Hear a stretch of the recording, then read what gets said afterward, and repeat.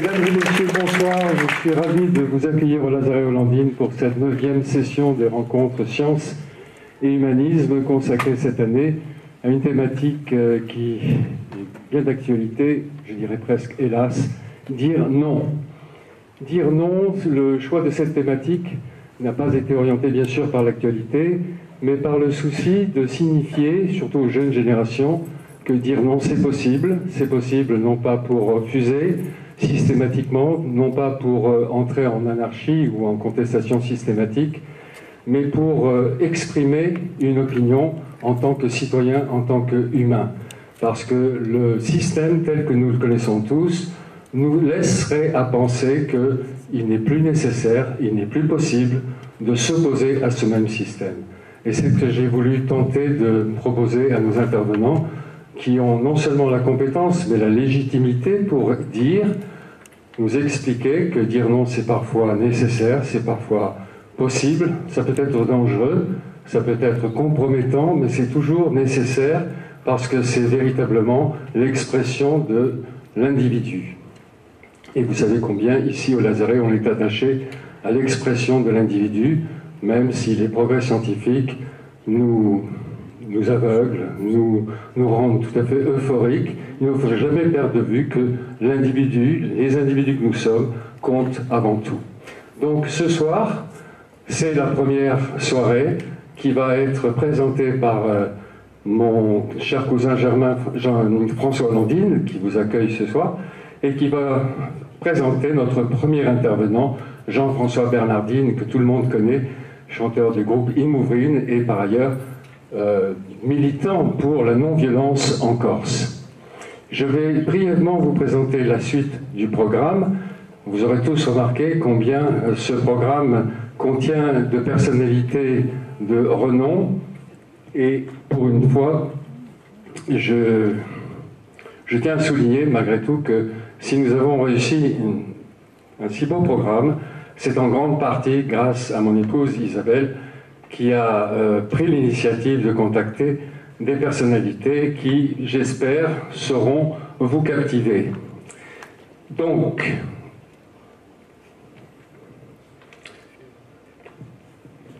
c'est bizarre ces papiers qui ne veulent jamais s'ouvrir au bon moment, ni au bon endroit.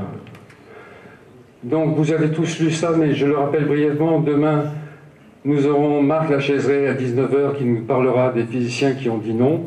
Puis M. Alain Finkielkraut qui évoquera la thématique de dire oui avant de dire non. Voilà pour le vendredi. Pour le samedi 11 juillet, nous recevrons une personnalité tant attendue depuis de si nombreuses années, M. Boris Cyrulnik, qui nous parlera du langage des refusants. Alors je ne sais pas moi-même ce que sont les refusants. Je ne sais pas non plus ce qu'est le langage des refusants. Nous apprendrons tous cela ensemble en même temps. Et j'espère que ce sera là l'occasion d'un échange très fructueux. À 21h30, ce même samedi 11 juillet, je recevrai mon maître en médecine, monsieur le professeur Didier Sicard, qui était professeur de médecine interne à Cochin, qui a été de 1998 à 2008 président du comité national d'éthique et qui ensuite a été nommé par le président de la République pour diriger une commission sur la fin de vie, sur l'accompagnement de la fin de la vie. Donc M. Sicard qui nous parlera de la responsabilité de dire non et de l'irresponsabilité de dire oui à un malade. Moi j'aurais préféré, c'est pas que j'aurais préféré, mais je dirais, ce n'est pas dire oui à un malade plutôt que non, c'est dire non tout simplement à la maladie qui va éliminer ce malade. Voilà. Ensuite, le dimanche 12 juillet, nous recevrons un personnage tout à fait sympathique qui s'appelle M. Jacques Testard, qui est connu pour ses travaux sur la fécondation in vitro depuis 1982 et qui nous parlera de sa façon d'aborder ce nom en disant « Cultiver ses refus jusqu'à la cohérence ». Là aussi, le titre porte probablement une interrogation, en tout cas pour moi. Qu'est-ce que ça veut dire, cultiver ses refus? Qu'est-ce que ça veut dire, jusqu'à la cohérence? Et je pense que nous aurons tous beaucoup de plaisir et beaucoup d'attention pour écouter ce qu'il aura à nous dire ce soir-là, c'est-à-dire dimanche 12 juillet à 19h. À 21h30, Je vous propose de recevoir le président de Greenpeace France, qui s'appelle Jean-François Julliard, qui viendra avec des séquences vidéo vous parler donc des actions de Greenpeace et dont on fête précisément ce mois de juillet le 30e anniversaire du sabotage de leur bateau, le Rainbow Warrior. Le lundi 13 juillet, donc dernière journée de ces 9e sessions Rencontres Sciences Humanisme, nous recevrons à 19h un ami qui s'appelle Jean-Michel Peignet, qui nous dira comment dire non quand les machines triomphent. Effectivement, vous l'aurez tous senti, que de plus en plus ce monde devient mécanisé et que nous sommes insensiblement de plus en plus asservis à cette mécanisation. Quels en sont les risques, quels en sont les dangers, quels en sont les avantages pour les uns, pour les autres, quel est l'avenir de cette mécanisation qui nous amène probablement vers un post-humanisme, prévu ou à prévoir en tout cas. Et à 21h30, nous clôturerons ces 9e rencontres Sciences et Humanisme avec un habitué, tout comme Marc Lachiaiseray, c'est-à-dire ma garde rapprochée. Je veux parler d'Étienne Klein, qui cette année nous parlera de la physique ou de la danse avec l'impossible. Là encore, titre à énigme. Que va nous dire que va nous dire Étienne sur ce thème à propos de dire non, dès lors qu'il utilise ce titre, la physique ou la danse avec l'impossible. Mais je pense vraisemblablement qu'il va nous parler, tout comme Marc, du risque que prennent les physiciens qui avancent vers des découvertes fondamentales et qui réalisent, parfois un peu tard, parfois à leur dépens, souvent à leur dépens, qu'ils ont accouché de catastrophes. Et c'est bien à chaque fois, chaque session, nous le rappelons, attention, et l'un des personnages qui l'a rappelé le mieux ici, c'est Jean-Marc Lévy-Leblond, attention à ce que la physique n'avance pas le nez dans le guidon, parce que nous, les humains, nous sommes là, et c'est nous qu'il faut servir avant de servir la physique elle-même, simplement pour ses résultats. Voilà un petit peu le panel de cette 9e édition des Rencontres Sciences et Humanisme. J'espère de tout cœur qu'il vous satisfera. Je vais appeler tout de suite François Landine, qui va vous présenter donc Jean-François Bernardine que j'appelle également sur cette scène. Et je vais tendre le micro à François qui va vous présenter notre premier intervenant de ce soir. Je vous remercie. Merci.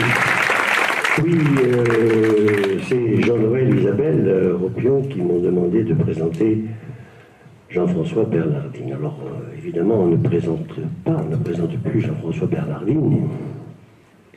Sa notoriété dépasse le cadre régional, dépasse le cadre national, dépasse même le cadre européen. Il a porté haut, très haut, loin, très loin, la richesse vivante de la langue corse. Son universalité partagée, et justement, en portant cette langue, il a porté celui qui la parle, à savoir que c'est le peuple qui parle cette langue, et le peuple, l'un des attributs essentiels de l'identité d'un peuple, c'est bien peut-être le plus important, c'est bien la langue. Alors, évidemment, quand on a cette position absolue d'une langue corse, d'un peuple corse, d'un nationalisme corse, évidemment, on dérange, on déplaît, on a beaucoup dérangé, on a beaucoup déplu, on déplaît encore, ça se comprend. Mais moi, comme vous, peut-être, on peut se dire, en tout cas moi, c'est ce que je me dis, j'aime Jean Ferrat sans être communiste, j'aime Léo Ferré sans être anarchiste. Pourquoi ne pourrais-je pas aimer Jean-François Bernardine sans être nécessairement nationaliste. Parce que, au fond de ce système de pensée qui font et qui définissent le communisme, l'anarchisme, le nationalisme, eh bien, il y a quelque chose de plus profond, de plus puissant même que ce système d'idées, et c'est par là qu'on peut se reconnaître, chacun en humanité, et ce qui est au plus profond de ce qu'on peut appeler les idéologies, il y a cette vision du monde qui est une vision globale du monde, qui va parler globalement du monde et de l'homme, dans laquelle chacun peut se reconnaître, que l'on soit, même si l'on n'est pas communiste, anarchiste ou nationaliste. Et puis, pour me rendre encore plus difficile, les idées bêtes, les idées premières, les idées qui m'habitent immédiatement quand je veux me faciliter la pensée, eh bien, ce militant absolu de la langue du peuple et de sa liberté, eh bien, ce même militant est aussi le militant de la non-violence. Alors là, c'est un oxymore parfait. Moi, j'aurais facilement dit nationalisme, violence, c'est tout un. Eh bien non. Voilà que l'on est un franc nationaliste et un franc non-violent. Et cette violence, elle va se dire, ce non à la violence, c'est un non total à la violence totale, quelle qu'elle soit, comme le disait Marc Weber, qu'elle soit la violence qui se dit légitime, la violence de l'État, parce que l'État a toujours pouvoir, et on sait que le pouvoir rend fou, et que le pouvoir absolu rend fou. Eh bien, c'est non contre cette violence, y compris la violence légitime, et bien entendu non contre la violence dite illégitime, et que certains disent terroriste ou clandestine. Eh bien, je crois que cet oxymore parfait, ce contradicteur parfait qui a sa cohérence propre, eh bien, il va nous la délivrer. Et c'est pour ça que je demande à Jean-François Bernardine, où es-tu?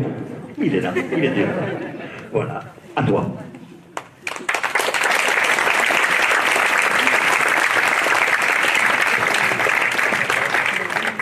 Merci. Bonsoir, est-ce que vous m'entendez bien? Oui. Merci à toi François et à toi Jean-Noël et à toute votre équipe d'abord pour organiser ce merveilleux événement qui a le grand mérite d'inventer des ponts d'intelligence dont nous avons tellement besoin, qui font tellement de bien et dont nous avons tellement soif, avec des témoins précieux que vous avez cités et que vous mettez en dialogue avec nous tous, et ça c'est un merveilleux cadeau, merci pour ça. Et ensuite de m'accueillir ce soir, cher François et cher Jean-Noël, dans ce lieu merveilleux que vous partagez avec nous tous sur un thème et un engagement qui me sont chers, une Corse qui parle de non-violence. C'est un peu canal inattendu, non? C'est Khalil Gibran qui dit ce que je dis n'a pas de sens. Ce que je te dis n'est que la moitié de la vérité. Mais je te le dis, pour que nous puissions ensemble trouver la deuxième moitié. Effectivement, j'ai le sentiment de n'avoir ici que la moitié de la vérité. C'est un peu pour ça que je suis là. Et quand on me demande, au fil de mes rencontres et de mes concerts, quand on me demande de commenter tel ou tel événement qui vient de survenir en Corse, je dis le plus souvent, ne me demandez pas ce que je pense, demandez-moi ce que je fais. Umani, Fondazione Igursica, que tu as évoqué, Umani, c'est un peu notre loi du marché, le verbe à l'infinitif. Et c'est aussi cette petite et humble idée qui laisse entendre ne parle d'un problème que quand tu as un début de solution à proposer. C'est un peu notre boussole d'une certaine manière. Et c'est un peu aussi notre désobéissance créatrice. Dire non, oui. Mais dire oui à tant d'autres choses. Celle des citoyens chercheurs de justice, il y en a certainement ici, comme partout. Celle des passionnés de solutions qui sont au service du bien commun. Et puis c'est aussi celle-là, notre manière de dire non à nous, des noms qui traduisent, je vous l'ai dit, des milliers de façons de dire oui. Je suis donc ici venu exprimer ni une pensée majoritaire, ni une pensée minoritaire, mais une pensée libre. La pensée d'un artiste qui porte des mots de citoyen. J'aime bien dire ça. Un artiste qui porte des mots de citoyen.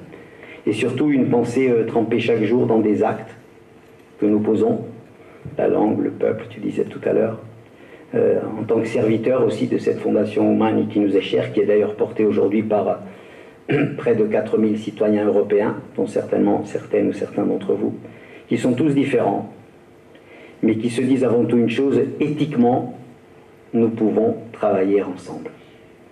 Éthiquement, nous pouvons construire des réponses ensemble. Et ça, c'est aussi une manière de dire non à la résignation. Alors, Corse, terre de non-violence. Il y a 5 ans, on lançait un programme « Devenons artisans de la non-violence ». Diventemo artigiani di non violenza. Bien évidemment, en Corse comme ailleurs, nous faisons tous, bien heureusement, de la non-violence sans le savoir. La non-violence, elle est vieille comme les montagnes. Mais en 2011, parler de non-violence en Corse, c'était vraiment, je vous l'ai dit, canal inattendu, et ça l'est sans doute encore. En fait, je me rends compte que je suis venu vous parler de 2 inconnus, et je voudrais m'expliquer là-dessus. Ces 2 inconnus sont, à mon sens, la non-violence et la Corse. La non-violence, le mot a été inventé en 1920 en Inde par Gandhi. Au départ, il parlait de ahimsa, le A privatif, et imsa, la malveillance, c'est-à-dire aucune malveillance vis-à-vis de l'autre. En Inde, à cette époque, c'était la colonisation anglaise, c'est-à-dire l'injustice, le mensonge, l'oppression. D'un côté, il y avait soit la résignation, soit les bombes qui faisaient sauter les trains. Je résume, je caricature un petit peu, et Gandhi n'en voulait pas. Ni l'un, ni l'autre. Il a dit non, stop, stop à la violence, stop à la soumission, stop à la résignation. C'était bien loin, bien sûr, de vouloir dire je rentre chez moi après avoir dit ça, bien évidemment. Parce que la non-violence n'a rien à voir, justement, et c'est peut-être la première nuance, avec la passivité, avec la résignation, voire avec la lâcheté. En France, le mot de non-violence est loin d'être véritablement sur la place publique. C'est un mot nouveau, c'est un concept tout neuf. La non-violence est donc une illustre inconnue en France. Pour beaucoup, le concept de non-violence, il renvoie aux faibles, aux lâches, aux démissionnaires, aux résignés. C'est un truc de bisounours, on entend très souvent. Car les courageux, c'est bien connu, ils frappent et ils prennent des armes. La non-violence est pourtant un des outils de lutte les plus efficaces, qui a fait ses preuves dans le monde entier, qui a ses pages d'honneur dans son histoire. Je vous rappelle que cet inconnu, son esprit, sa philosophie, ses méthodes d'action, car on parle beaucoup plus d'action non violente que de non-violence, qui sont là donc d'un gadget. Elle a réalisé d'une part, je le disais, l'émancipation de l'Inde avec Gandhi. Elle incarne la lutte de Martin Luther King, qui a formulé I Have a Dream, ce rêve que des enfants noirs et blancs soient assis sur les mêmes bancs d'école. Et après une ségrégation impitoyable entre noirs et blancs, une oppression atroce contre les noirs, des millions de gens se sont mobilisés, des noirs avec des blancs. Et aujourd'hui, les USA ont un président noir, imaginez. Et savez-vous comment cela a commencé? Par une petite femme noire, couturière, formée à la non-violence, qui, en rentrant de son travail un soir dans un acte profondément réfléchi, pensé et conscient, bien préparé, en toute conscience, s'est assise dans un bus à une place réservée aux Blancs, donc une place à laquelle elle n'avait pas droit. C'était en décembre 1955. Un geste anodin, mais réfléchi, pensé. Et surtout avec autour d'elle, non pas des spectateurs, mais des hommes, des femmes, des citoyens formés à la non-violence. C'était le petit pas de Rosa Parks. Elle a été arrêtée par la police, elle a donné ses mains, on l'a amenée en prison, etc. Je raccourcis, mais c'était un grand pas pour l'humanité. C'est ainsi que la lutte des Noirs a trouvé un écueil positif quelques années plus tard. La non-violence, elle a inspiré Nelson Mandela, qui a osé la nation arc-en-ciel. Le mur de Berlin est tombé sans une goutte de sang, mes amis, parce que pendant des mois et des mois, des militants de la non-violence des hommes et des femmes formés à la non-violence, ont préparé des manifestants avec méthode. Ils se réunissaient tous les lundis soirs. Ils étaient 5, 10, 15, à Erfurt, à Dresde, etc. Ils avaient un seul mot d'ordre, keine Gewalt, pas de violence. C'est ainsi qu'ils ont réussi à faire peuple. C'est ainsi que le mur de Berlin est tombé sans une goutte de sang. Cela se sait très peu en France. Cela se dit très peu. Voilà entre autres ce qui est inscrit au tableau d'honneur de la non-violence. Et malgré Gandhi, malgré Martin Luther King, malgré Nelson Mandela, malgré le mur de Berlin, malgré les paysans du Larzac, qui est un très bel exemple de non-violence appliquée, la non-violence, je vous l'ai dit, est une illustre inconnue chez nous. Figurez-vous qu'il n'y a pas encore en France une seule chaire universitaire consacrée à la non-violence. Ça ne saurait tarder, à l'université de Saint-Denis, à Paris. Mais ce n'est pas peut-être pas par hasard, et j'y reviendrai, car la non-violence c'est une force. La non-violence c'est un pouvoir. C'est le pouvoir des sans-pouvoirs. La deuxième inconnue, c'est la Corse. La Corse dans la médiasphère, dans le monde, dans l'histoire, puis la Corse d'une certaine manière dans nos inconscients à tous. Pire encore, pour la Corse, c'est une inconnue sur laquelle tout le monde croit tout savoir. Quand on l'aborde un petit peu brièvement par le prisme de son histoire, on se rend compte qu'au XVIIIe siècle, Pascal Paoli, citoyen corse des Lumières, instaurait les premiers fondements d'une petite république démocratique en Europe, qui, je vous le rappelle, instituait la séparation des pouvoirs, accordait le droit de vote aux femmes en 1755, ouvrait une université à Corti, misait sur l'émancipation par la justice et l'éducation, et envisageait de faire de la Corse une terre d'asile pour les Juifs. Nous étions en 1755. Cette époque, elle a inspiré l'un des plus grands poètes allemands, l'un des plus grands intellectuels allemands, Friedrich Hölderlin, sur lequel Marie-Jean Vinciguar a écrit un très beau livre. Érudit intellectuel qui, dans une de ses fictions, rêvait d'aller en Corse soutenir l'œuvre de Paoli, la lutte de Paoli, l'exemple le plus remarquable de l'émancipation, soutenir donc une lutte noble à laquelle toute l'Europe avait envie de participer. La construction de la démocratie, initiée en terre de Corse. Voltaire, à l'époque, émerveillé devant la Corse, il appelait l'île de la justice. Et il disait « Toute l'Europe est corse », cette phrase bien connue. Au XVIIIe siècle, donc à travers toute l'Europe, au-delà aux États-Unis, se reflétait une image de la Corse qu'on n'est même plus capable d'imaginer aujourd'hui. Incroyable, impensable.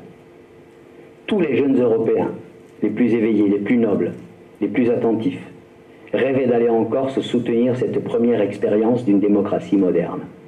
Goethe, dans une pièce, il fait porter un toast à Pascal Paoli comme on saluerait Nelson Mandela aujourd'hui, où il y a à peine quelque temps. Que s'est-il passé depuis? Que s'est-il passé depuis? Que s'est-il passé entre Hölderlin au XVIIIe, Paoli, Voltaire, Rousseau, Goethe, et le portrait de la Corse d'aujourd'hui? A-t-on déjà nommé ce qui s'est passé? Est-ce que la question existe? En fait, la question n'existe pas. Cette question-là ne s'est jamais posée, elle laisse totalement indifférent. Toute analyse historique, toute recherche est souvent écartée. Je parle sur la grande place publique avec un argument génial que j'ai entendu quelquefois, mais si c'était aussi grave, ça se saurait. Et ça, c'est imbattable. Pour compléter vos connaissances sur cet inconnu, vous pouvez par exemple revoir sur le net l'intervention de Michel Rocard, Premier ministre devant l'Assemblée nationale en avril 89. Il rappelait justement une partie de cette histoire de la Corse, dont je dis qu'elle est ensevelie, en précisant, je le cite, « La France a acheté les droits de suzeraineté sur la Corse à la République de Gênes en 1769, mais il a fallu une guerre pour les traduire. Et nous y perdîmes davantage d'hommes que dans la guerre d'Algérie 2 siècles après. »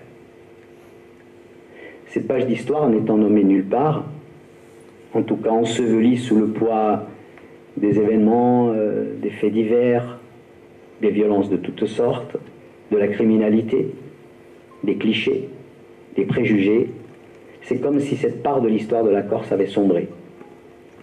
un déni l'ensevelit, ou tente de l'ensevelir. Mais j'ai envie de rajouter, le trauma subsiste. Il est bien là. Et des deux côtés, le trauma subsiste. Le trauma est resté dans l'inconscient collectif. En tout cas, les séquelles d'un trauma. Et c'est bien ce trauma qui, dans les inconscients, provoque d'un côté impulsivité, réactivité. On parlera de la susceptibilité des corps, s'ils ont le sang chaud, de leurs mœurs particulières. Et de l'autre côté, on constatera une propension à fuir la question, à la ridiculiser. Ça n'existe pas, la tentation de juger l'autre, justement pour ne pas être jugé. Et au final, on a donc d'un côté le revanchisme. J'ai été blessé, je blesse. Mes aînés ont été humiliés, j'ai le droit d'humilier. Et de l'autre, on a le déni, les clichés, le ras-le-bol. On ne sait plus comment aborder la question. D'ailleurs, le problème, c'est vous. Qu'ils se calment, c'est génétique, diront les plus extrêmes. S'ils veulent l'indépendance, qu'ils la prennent. Ou bien, la Corse sans ses habitants, ce serait mieux. J'ai envie de demander un jour, François, tu le demanderas à Boris Cyrulnik, de nous éclairer sur ce que signifie la pathologie d'un trauma non reconnu, lui qui connaît bien ces questions, mais au niveau d'un groupe, au niveau d'une communauté. Je crois que c'est une question qui peut l'intéresser. Quand le trauma n'est pas reconnu, ici comme partout ailleurs, cela augmente inconsciemment la douleur, la réactivité, l'impulsivité des deux côtés.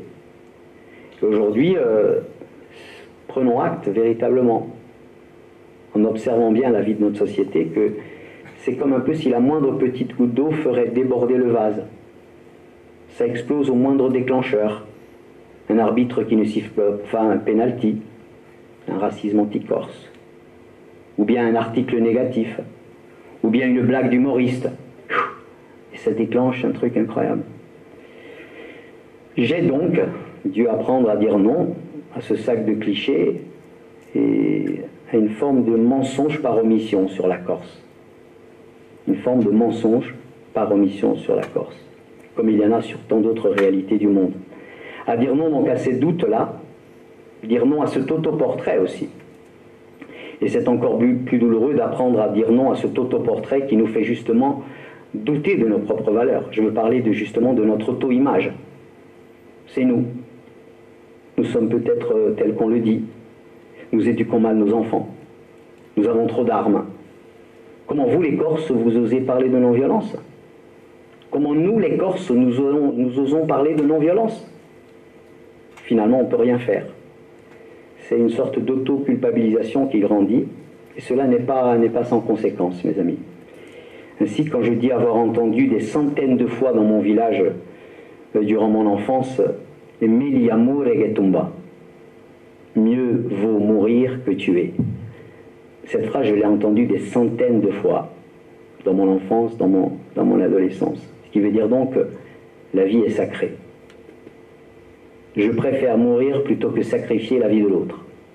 C'est immense. Quand j'ai dit ça pour la première fois à Jean-Marie Muller, un des grands penseurs de la non-violence en France, certainement le plus grand, il a bondi, il a dit « Mais c'est 40 ans de mes travaux.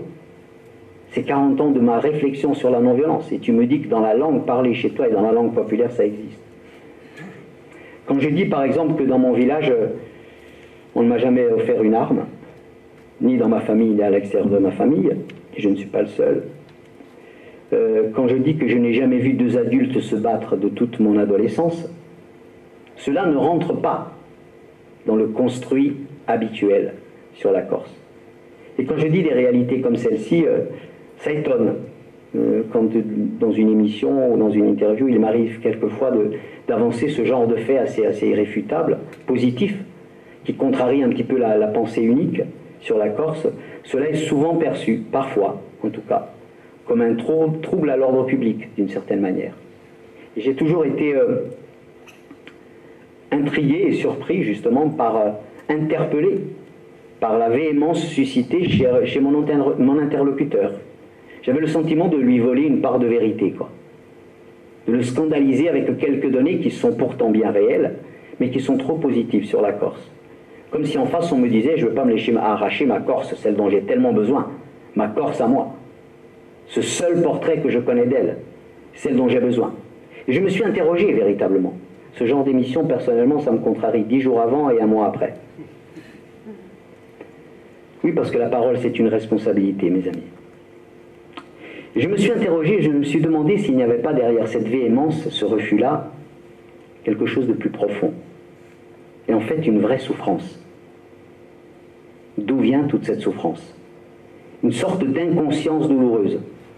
Et justement, l'empreinte de ce trauma dont je parlais tout à l'heure, qui est refoulé dans les inconscients à tous. Est-ce que ce n'est pas finalement le mécanisme? Ce que je déteste en toi, c'est le mal que je t'ai fait. Ce que je déteste en toi, c'est le mal que je t'ai fait. Je crois qu'il y a une part de ça.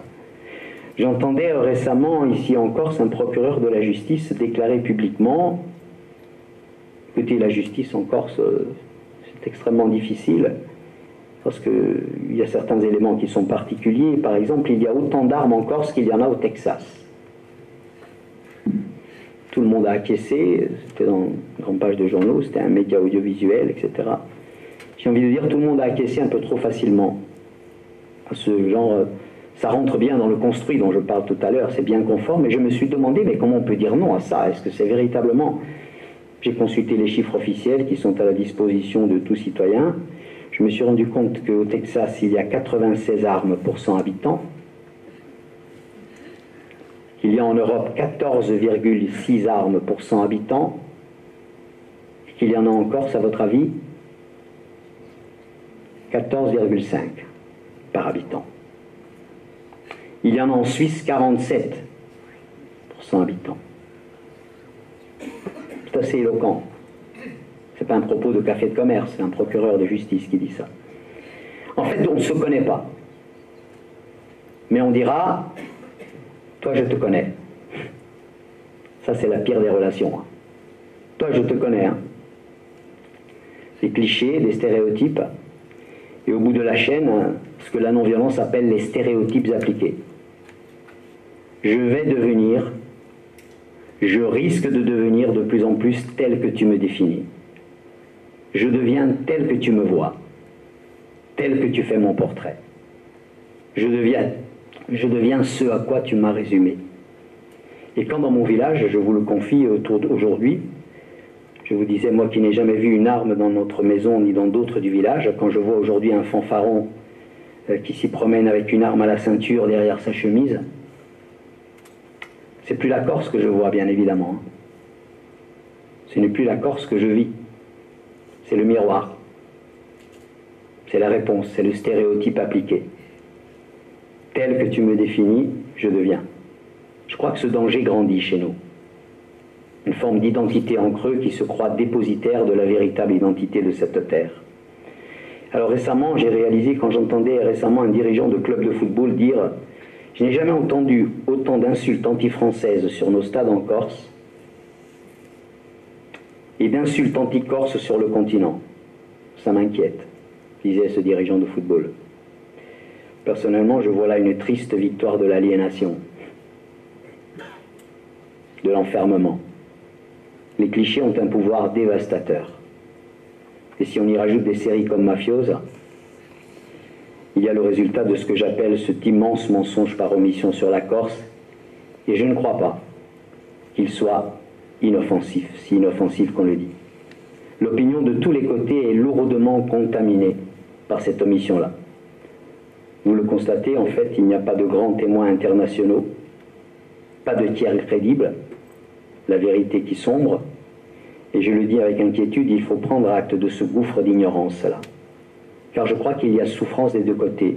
D'ailleurs, même les meilleurs, même les plus érudits, ont succombé et succombent encore à cette propagande.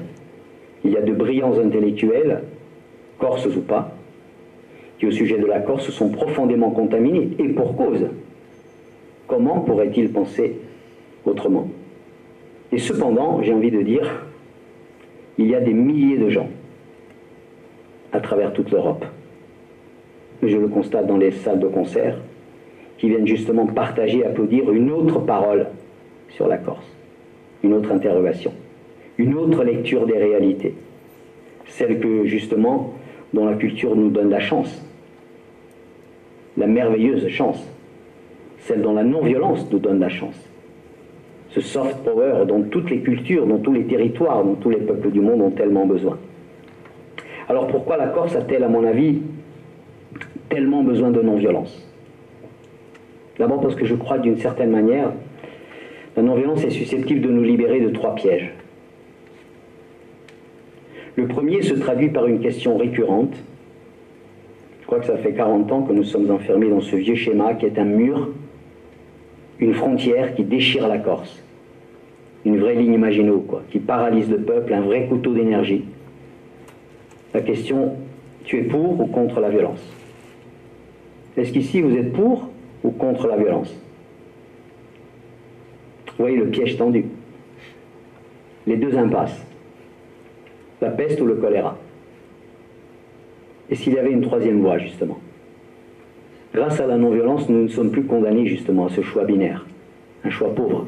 Et s'il y avait une bonne santé à proposer à la Corse? Ni la résignation, ni la passivité, ni la lâcheté d'un côté, ni la violence de l'autre. Aucune ne nous sorte d'affaire. Le deuxième piège, c'est de laisser entendre, ce qu'on entend très souvent, tout ce que tu as obtenu, tout ce que nous avons obtenu, l'aurait été par la violence. Quels que soient les moyens que tu utilises, je te soutiens. Voilà un moment pour dire non, à mon sens. C'est un postulat qui est très pernicieux, qui est très tenace, que l'on entend très souvent, en fait, une manière de laisser entendre, si tu veux être efficace, il faut que tu utilises des moyens qui se retourneront contre toi, contre la noblesse de ton combat, dans lequel tu perdras crédibilité, liberté, au nom de ce qui est prétendument libérateur. Même avec une colère juste, même avec une indignation estimable, même avec des sacrifices énormes, qui touchent souvent les plus vivants, effectivement, les plus indignés, les plus justes. Il faut se demander si ces sacrifices-là portent vraiment les fruits espérés. La non-violence nous dit, et c'est un principe essentiel, c'est un des piliers essentiels, elle nous dit, la fin est dans les moyens, comme l'arbre est dans la graine. Veille aux moyens que tu utilises, qui finiront par se retourner contre toi. Il y a des moyens qui peuvent faire perdre les causes les plus nobles. C'est un militant basque qui est interviewé dans ce merveilleux magazine d'alternative non violente qui s'appelle Tchetch, ancien militant de l'ETA, et qui dit il est aujourd'hui un des défenseurs ardents de la stratégie non violente, et il dit il y a une capacité de la violence à pervertir les causes les plus nobles. La bonne nouvelle, c'est qu'il existe d'autres armes, justement, d'autres outils, d'autres équipements bien plus efficaces, et il dit il y a des moyens qui peuvent faire perdre les causes les plus nobles. Le troisième piège, c'est une sorte d'admiration malsaine, je dirais. Cette idée, cette phrase que vous entendez comme moi, vous les Corses, vous avez eu le courage de mettre des bombes. Effectivement, on peut considérer qu'il faut du courage pour mettre des bombes, à juste titre. Mais n'est-ce pas là en quelque sorte un compliment empoisonné? C'est une question que la non-violence nous aide à poser. Il y a sans doute là une part de vérité, mais il faut examiner d'une part le prix à payer, le résultat à long terme, les effets collatéraux. Quant aux admirateurs, et je le dis avec beaucoup d'affection, qui font ces compliments sincères, Jean-Marie Muller, qui est le penseur de la non-violence, leur répondrait « Vous faites de la violence par procuration ».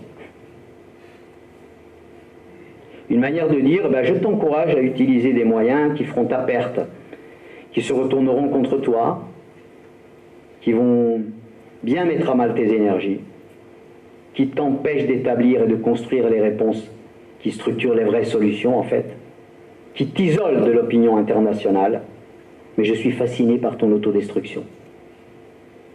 Moi, je reste spectateur. Moi, je reste commentateur, fasciné par tes actes, qui est sans doute d'une certaine manière l'attitude la plus lâche de toutes. Je compte les points. Et ce n'est, je ne crois pas, cela dont la Corse a profondément besoin. Alors aujourd'hui, est-ce que d'une certaine manière la non-violence ne vient pas ouvrir une voie, un autre horizon? La première chose que j'ai comprise, avec ce privilège de pouvoir partager cette langue et cette culture dont tu parlais, dans quasiment toutes les villes d'Europe et au-delà, des milliers de gens, donc, c'est que les continentaux n'ont plus envie d'enfermer la Corse dans ce portrait robot dont on a parlé tout à l'heure. Les continentaux, leur immense majorité, n'ont plus envie d'enfermer la Corse dans ce portrait robot. Et les Corses n'ont plus envie d'enfermer les continentaux, les Européens et les autres dans le rôle de l'ennemi. À ce sujet d'ailleurs, vous connaissez tous l'audiovisual Regina, il y a un merveilleux passage qui dit « Voi da nemici nostri, a noi da de vittoria » sur nos ennemis, donnez-nous la victoire. Les Corses ont toujours compris que les pires ennemis sont d'abord à l'intérieur de chacun de nous. C'est cela qui nous relie à tous les peuples du monde, mes amis. Cette lutte-là qui se passe à l'intérieur de chaque être humain. Repérer l'ennemi à l'intérieur de chacun d'entre nous. Les Corses, j'ai envie de dire, ils sont comme tout le monde, vous voyez. Ils ne sont ni violents, ni non violents. Tout dépend de ce qu'ils choisissent de cultiver, d'apprendre. Et ça commence d'ailleurs par refuser cette question absolument scandaleuse que l'on ose poser quelquefois, que les Corses se posent eux-mêmes d'ailleurs. Les Corses sont-ils violents par nature? Sommes-nous violents par nature? La violence est-elle génétique chez les Corses? Non, la violence n'est génétique nulle part. La violence s'inscrit dans l'histoire et non pas dans la culture. Les armes ne sont pas notre nature, mais une violation de notre nature. Les armes ne sont pas notre nature, mais une violation de notre nature. La non-violence, c'est reconnaître bien évidemment le conflit. Tant que nous serons vivants, il y aura des conflits entre êtres humains. C'est bon signe, ça fait partie de la vie. Tant que nous vivrons, nous aurons des conflits. Réguler les conflits de manière apaisée, ça s'apprend. Le problème, c'est que le plus souvent, nous ne sommes pas éduqués pour le conflit. Pas encore, j'ai envie de dire. Nous ne sommes pas encore équipés pour le conflit. Alors, soit nous l'évitons, nous le refoulons, nous l'enterrons, nous le fuyons. Au bout du compte, il n'y aura que résignation, humiliation, souffrance. Soit on considère que le seul moyen de le régler, c'est la violence. Elle seule peut nous permettre de vaincre. C'est le seul outil dont nos sociétés disposent, c'est celui qui est à la disposition de tous et que l'on nous transmet dès l'enfance d'ailleurs. Alors quand nous nous retrouvons face à des injustices ou à des violences, l'idée prédominante qui prévaut jusqu'à présent dans nos sociétés, c'est qu'il n'est possible de lutter efficacement contre la ou les violences qu'en opposant une autre violence. Nous pensons donc à travers le duel, ma violence contre la tienne. Eh oui, tu as été violent, je le suis. Je suis blessé, donc je blesse. Tu as attaqué, j'attaque. Violence d'un côté, violence de l'autre. Et si notre réponse était différente? Dire non. Je refuse d'entrer dans cette spirale mortifère. Voilà un moment décisif pour dire non. C'est ce qu'a fait Gandhi, c'est ce qu'a fait Rosa Parks, c'est ce qu'a fait Martin Luther King. Cet appauvrissement, ce choix perdant, cette spirale, cette impasse. D'où l'importance de la non-violence éducative, sur laquelle je ne vais pas m'étaler. Ce qui est fascinant, c'est quand vous dites aux juniors et aux adultes aussi, ta colère, elle est précieuse. Tu as déjà été en colère? Ils hésitent à le dire. Oui, j'ai été en colère. Bien heureusement que tu as été en colère, et que tu es en colère, et que tu seras en colère, c'est bien le signe que tu es bien vivant. Ta colère, elle est précieuse. On a besoin de ta colère, de ton indignation, de ton courage. Tu as bien raison d'être indigné par telle ou telle injustice. Mais que vas-tu faire de ta colère? Et que va-t-elle faire de toi? Que peux-tu en faire? Et nous, société, que faisons-nous de notre colère? Après les événements de janvier 2015, c'était très récemment, lors d'une conférence à l'IUT de Saint-Denis, dans le 9-3, vous savez, ce merveilleux département. Plus j'y vais d'ailleurs, plus je me rends compte combien il y a à semer. Et c'était donc dans une assemblée d'étudiants, et puis ensuite il y avait des questions. Et un étudiant qui se lève et qui dit, moi Jean-François, je t'appelle Jean-François, pour moi, Charlie, c'est bien fait pour eux. Ils l'ont bien cherché, c'est bien mérité. Comment réagir? Comment répondre à cela? Je vous jure, c'est une question qui a été maintes fois posée, pas seulement à Saint-Denis. Alors je lui ai dit, écoute, j'écoute ta colère, la sincérité de ton expression. Je vous pose la question parce que c'est une question qui a donné à réfléchir à bien des parents, à des professeurs en France. Alors que dit la non-violence? Et je lui ai suggéré, je vais te poser une question. Oui, oui. Je lui ai dit, imagine que dans cet événement qui a fait 20 morts, il se soit agi de ton frère, de ton père, de ta mère, de ta sœur, de la personne que tu aimes le plus au monde. S'il s'agit de ton frère, de ton meilleur ami, donc, est-ce que tu préférerais le savoir dans le rôle de celui qui a tué ou dans le rôle de celui qui a été tué? Silence. Là, il s'est passé quelque chose en lui, vous voyez, dans la salle aussi. C'était un pas de côté, comme dit la non-violence. On est sorti du noir et blanc, du pour et contre. Ça l'a fait réfléchir. La non-violence, d'ailleurs, elle cherche toujours à inventer le pas de côté. Au final, nous étions d'accord. Je préfère que mon ami, que mon frère soit dans le rôle de la victime. Parce que ne pas être le tueur, c'est beaucoup plus digne. C'est plus honorable. Ne pas être le tueur, c'est beaucoup plus noble, c'est plus humain. Pour moi, voyez-vous, mes amis, ces moments-là, ces prises de conscience valent autant qu'un décret de loi. C'est cela la force de la non-violence. On sort du fonctionnement reptilien de notre cerveau, dans ce monde où on élève des crocodiles. Fuite ou attaque. C'est toi ou moi. Ta mort ou la mienne. On peut réfléchir ensemble. Et surtout, on respecte le non négociable. Le meurtre n'est pas négociable. L'exigence de ne pas tuer, de ne pas porter atteinte à la vie de l'autre. Le non au meurtre n'est pas négociable. Se transformer en tueur, c'est se détruire encore plus. Ôter la vie à l'autre, c'est justement l'échec le plus total du projet humain. Devenir meurtrier, nous dit la non-violence, c'est la plus grande défaite de l'être humain. Et pourtant, et c'est ça qui est merveilleux avec la non-violence, c'est qu'elle ne limite jamais quelqu'un à son acte. Elle ne résume pas le meurtrier à son acte. Elle sait que chacun peut se transformer, à chaque instant de sa vie, jusqu'au dernier moment de sa vie. Et bien évidemment, la non-violence, elle veut éviter au bourreau d'être un bourreau et à la victime d'être une victime. Il y a beaucoup mieux à faire pour l'humanité. Ce troisième choix est possible. Ça s'apprend. C'est le seul valable pour un avenir de la planète. Ça s'apprend, ce choix-là. Alors quand on n'est pas équipé pour la vie, bien évidemment, le risque c'est de se laisser équiper pour la mort. C'est ce qui se passe très souvent dans le monde aujourd'hui. Face à tous les dealers de violence, de vulgarité, de mépris, d'irrespect, d'ignorance, le monde justement produit de plus en plus des êtres sans équipement de vie, d'autres disent sans âme. Vous comprendrez pourquoi nous mettons tellement d'énergie avec Oumani à diffuser cette culture de la non-violence pour les juniors et pour les adultes. Oui, il y a tant de formes de violence dans le monde. Les violences, elles sont institutionnelles, structurelles, invisibles, jamais nommées, sournoises.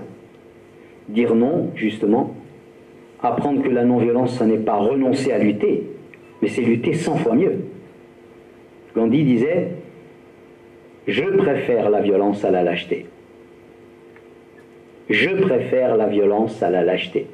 Mais il rajoutait « La non-violence est plus efficace ». Alors je voulais vous donner deux bonnes nouvelles et quelques questions. Mais deux bonnes nouvelles, il y a 5 ans, donc, nous annoncions cet appel d'encore ce matin. On avait pris une page payante pour parler de non-violence. Aujourd'hui, 9000 personnes ont participé à ces formations, à ces initiations, à cette sensibilisation à la non-violence ici dans l'île. Je crois que cela, ça révèle une soif, junior et adulte. Je pourrais vous faire lire des milliers de témoignages, des paroles de Corses bouleversantes de vérité, très courtes, très synthétiques, d'enthousiasme. Et ça, c'est une parole de Corse extrêmement précieuse. On recevait le Conseil économique social européen il y a 2 ans à Bastia pour un colloque sur la non-violence avec des tas de témoins européens, assez inattendus. Une première promotion de formateurs en non-violence existe désormais en Corse. Ils sont itinérants, ils vont un peu partout. La Corse aujourd'hui, elle porte la non-violence à Marseille, à Valence, à Saint-Denis, en Seine-Saint-Denis, où nous organisions le 11 juin dernier, dans un contexte très difficile, puisque le directeur de l'IUT de Saint-Denis est menacé de mort depuis 1 an et demi, un colloque sur la non-violence, changeons d'époque, la force non-violente. Nous avons conclu un partenariat avec le club de football professionnel de l'AS Saint-Étienne, qui désormais intègre ces formations à la non-violence pour ses cadres, pour les 1200 jeunes qu'ils reçoivent tous les ans. En ce moment, au mois de juin, ces jeunes qui restent 1 semaine en stage ont un enseignement à la non-violence.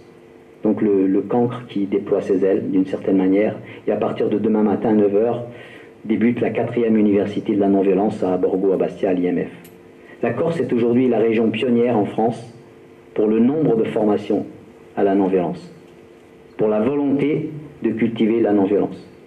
Si vous m'aviez dit cela il y a 5 ans, j'aurais été bien, très très loin de vous croire. Mais effectivement, Corse, terre de non-violence avec un point d'interrogation, le point d'interrogation demeure encore. Même d'ailleurs si vous m'avez fait ce cadeau inattendu de l'enlever sur l'affiche et l'annonce de cette rencontre. À moins que ce soit une faute de frappe. Personnellement, j'aurais jamais osé. Hein. La deuxième bonne nouvelle que je voulais vous apporter, c'est que elle nous vient des sciences, des neurosciences, qui ont fait des progrès extraordinaires ces dernières années. Vous le savez tous, on nous a dit notre nature d'humain, c'est la compétition, c'est l'égoïsme, c'est la violence. L'agression est un instinct humain, on ne peut rien y faire, c'est notre nature. L'homme serait naturellement violent, égoïste, les Corses seraient même génétiquement violents, et donc les neurosciences qui ont progressé à pas de géant ces dernières années viennent nous dire, je pense en particulier aux travaux de Joachim Bloch, qui est un grand neuroscientifique allemand, et d'autres. Les neurosciences viennent nous dire l'homme est biologiquement équipé pour la coopération. L'homme est biologiquement équipé pour l'empathie. Notre équipement biologique de base, c'est social brain, cerveau social. Social brain. Les neurosciences parlent désormais d'inequality aversion. Notre cerveau a donc initialement une aversion à l'inégalité, une aversion à l'injustice. Et quel que soit le côté du monde où nous vivions, du côté privilégié ou du côté qui l'est beaucoup moins, nous souffrons tous quand nous voyons l'injustice autour de nous, et l'inégalité, parce que c'est notre équipement biologique.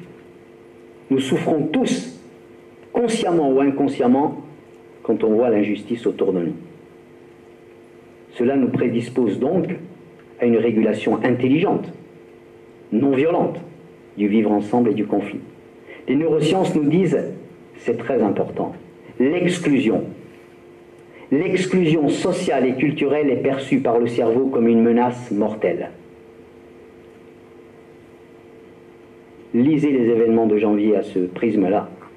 L'exclusion sociale et culturelle est perçue comme une menace mortelle par le cerveau, perçue comme une condamnation à mort par l'individu. C'est le déclencheur le plus véhément de l'agression. C'est la raison pour laquelle, quand arrivent ces événements-là, qu'est-ce que nous cherchons spontanément? Nous cherchons le nous. Nous cherchons l'appartenance. Les rues de nos villes étaient pleines de cela. On cherche le nous, l'appartenance. Donc l'exclusion est plus dangereuse pour un individu que la souffrance physique. C'est un signal d'alarme de même intensité qu'une très forte menace physique. Cela déclenche bien évidemment la peur, l'agression, la communication se bloque, on ne parle plus. Qu'est-ce qu'on fait quand on ne parle plus? On agresse, on frappe. Par contre, si l'agression, si la colère réussissent à s'exprimer, ça peut devenir constructif. Et là est le défi, justement, la force du combat non violent. Les neurosciences donc viennent donc confirmer la non-violence. Nous sommes des êtres de communauté, d'appartenance, de coopération. Elle confirme d'une certaine manière « meglio morire che tumbar », mieux vaut mourir que tuer. C'est ce que confirment aujourd'hui les neurosciences. La Corse, qui est une terre franciscaine, profondément franciscaine, il y a ici chez nous de merveilleux trésors, des principes à retrouver, les pageri, les faiseurs de paix, qui ont toujours existé dans toutes les pièves de nos territoires, donc des faiseurs de paix qui ouvraient le chemin. Et pour nous, justement, ce programme « Devenons artisans de la non-violence », c'est dire ben, la non-violence c'est un champ qui se cultive, comme le paysan cultive son jardin, comme il greffe ses arbres. Comment acquérir justement de vraies compétences en non-violence? Comment se mettre à l'épreuve face aux réalités corses, qu'ils sont parfois, je vous le confie, insupportables, étouffantes, invivables. Alors il ne s'agit pas pour nous de lancer à la cantonade, comme je l'entends quelquefois, ouais, il faut être non-violent, ouais. Faire de la non-violence pour la non-violence, comme une potion magique, vous savez, un remède miracle. Non, la non-violence n'est pas une lettre au Père Noël, mes amis. C'est bien là le problème. C'est qu'elle s'adresse à des combattants, à des gens qui ont envie de s'indigner, de s'insurger face à l'injustice. Il ne s'agit pas non plus d'être contre la violence. Je lis de temps en temps dans le journal, Ouman, il lance une opération contre la violence. Pas du tout. Il s'agit de prendre au sérieux la violence, de la recycler, de la transformer. Et c'est possible avec cette boussole-là, avec cet outil, avec ces méthodes. La non-violence nous réconciliera donc avec nous-mêmes, avec notre nature profonde. Elle nous réconciliera avec les justes du monde, d'où qu'ils soient et quels qu'ils soient. Alors le vrai combat justement sur la planète aujourd'hui, c'est bien de réunir les justes, de mettre les justes avec les justes.